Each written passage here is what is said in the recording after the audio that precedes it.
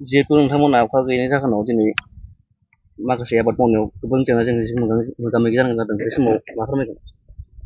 माथो बुंबावनो देग्लाय अखायानो गैयाबा आसार मास दानसेयाव जोंनियाव बहाय आमथिसुवा बायनानै सानथामल'सो अखा हाबाय दा हनै हा माखासे दङ गायनो हाया खोथिया रानजोब्बाय खोथिया हनै गोजा जाजोबलांबाय माखौ फुबावनो माखौ गायबावनो जाबावगोनथाय देग्लाय बोसोराव जुदि सलारफोर थानायमोनब्ला सरकारा सलारफोरनि जगाजग खालामना होनायमोनब्ला माबा मोनसे सहायफोर होनायबा होमबाना जोङो बे आबादखौ मोजाङै मावफुंजोबनो हागौमोन। ओरैनो अखा हैया सानबेसेसो? अखा हायाथ' आमथिसुवा बायनायनिफ्राय गैया आमथिसुवा बायनानै सानथामल'सो अखा हाबाय बेनिफ्राय दिनैसिम गैया अखायानो गैया। अखा हायाखै आबादारिफोरा माबाफोर खौरांफोर लाफैदोंमोन नामा? गैया रावबो खबर लाया गैया सरकार बिफाननिफ्राय जेबोखौनो सुबिदाखौ मोनाखै जों खबर लाफैयाखै। आसाम सरकारा अननानै बेबायदिनो रायजोफोरखौ एसे अनसुंथाइ होब्ला आरो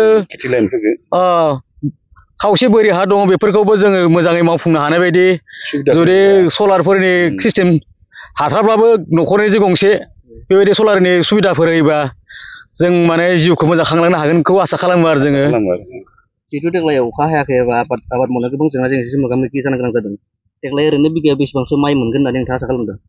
देग्लाय मा खालामनो गुबुन बोसोराव जोङो 10-12 मन मोनोब्लाबो देग्लाय 5 मन 6 मनखौनो मोनगोन ना मोना आरो अखायाबा माब्ला हागोन गैलानो थांबाय दिना खोथिया आजिखालिनि खोथिया बैसो गोरलैयाव गायनांगौ दा खोथियाबो राग'जोबलांबाय।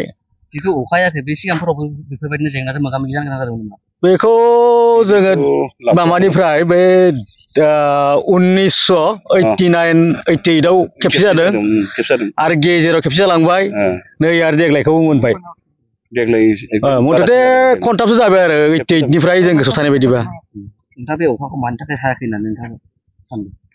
बेखौनो सानबाय जों माथो बुङो नै मबाइल लाग्राफोरालाय अखा हागोन अबेथिं थाङो बिथिं नाहरो ओइथिं जोमै नुहुरो ओइथिं नाहरो ओइथिं जोमै नुहुरो हराव एसे थान्दा जागोन जोमै खोबनानै हराव उन्दुनाय गरमसो जायो बे सानाव सान्दुं नायोब्ला मा खालामबावनो।